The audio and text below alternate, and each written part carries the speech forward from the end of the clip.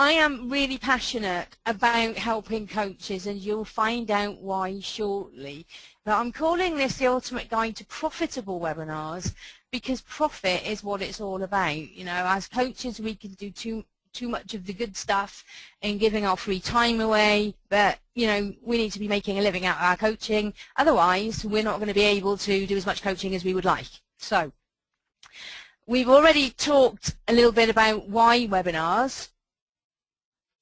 And as John said, you know, there's lots of reasons. One of the reasons I think is essential is they're quick, easy and cheap to test new ideas. So if you can put your hands up for me, and then John, if you can tell me how many hands go up. How many of you have found your niche already? And let me know what percentage of coaches on board have already discovered their niche. I was just saying that I'd muted myself. Right, if you'd like to put your hands up now, I've cleared all the old hands. How many? Okay, so who's already got their niche sorted out? Yeah, there's one. Okay, so for the rest of you who've still not yet decided totally on your niche, the great thing about webinars is it can cost absolutely nothing to set up. There are plenty of free trials. And you can run a webinar on a topic that you think that, you know, people are going to go for, to find out if in fact they will go for them, because you don't want to spend months and months and months putting together product creation and all the rest of it if it's just not going to go. You know, that just makes no sense at all. So they're quick, easy and cheap to test the ideas.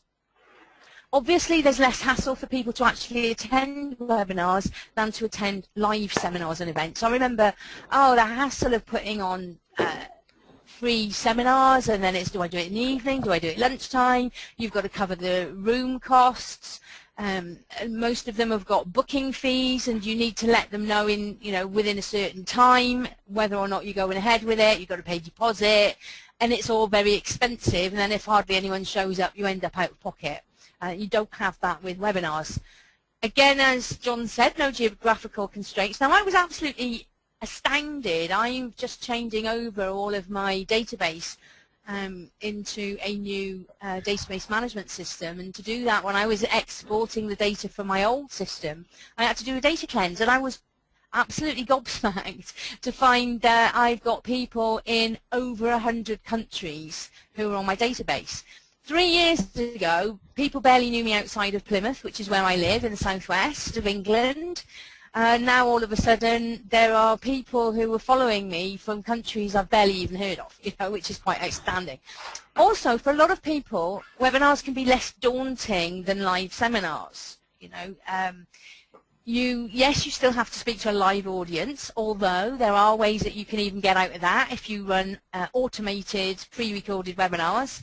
And then you can take as many takes as you want to get it right. So there's a whole lot of things that can make you getting your message out to the world an awful lot easier and less painful than speaking live, although I'm obviously a big fan of helping people to speak live as well. But the great thing about webinars is once people go onto the internet, there's a lot of people who sell on the internet just by putting up a sales page, so having a free product first, like a free ebook, and then perhaps sending out a few emails, and then ultimately sending them to a sales page. But there's nothing like a webinar for increasing the know, like, and trust factor, because we all know that people buy from people they know, like, and trust. And when you put a webinar on, people get to see who you are. They get to see your personality. Even if you don't show yourself on camera, you still build up your personality in the way that you use your slides, the way that you use your voice, and the way that you put the whole thing together. So it's brilliant for increasing that know, like, and trust factor, which I absolutely love.